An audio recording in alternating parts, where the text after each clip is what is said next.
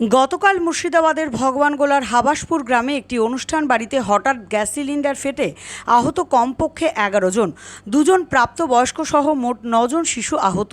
তাদের মধ্যে দুজনের পরিস্থিতি আশঙ্কাজনক। আহতদের মুর্শিদাবাদ মেডিকেল কলেজে চিকিৎসা চলছে।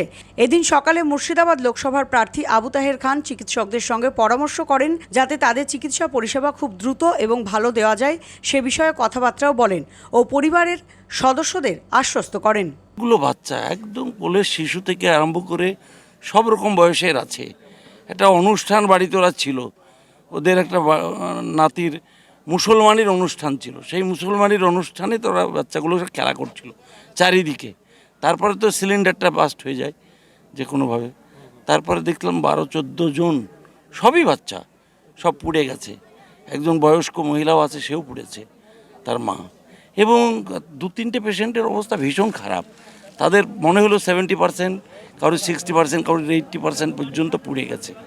ছোট ছোট শিশু, তাদের পাটা সব ঝলে গেছে। সব দেখে কথাবার্তা বলে আসলাম, খুবই খারাপ লাগলো। ডাক্তারকে বলেছি, ব্যবস্থা নিচ্ছে, সরকারিভাবে যা করার তা করা হবে। এবং আমরা আমাদের পক্ষ থেকে এই পেশেন্টগুলোর যা যা দরকার সেগুলো আমরা করব দলীয়।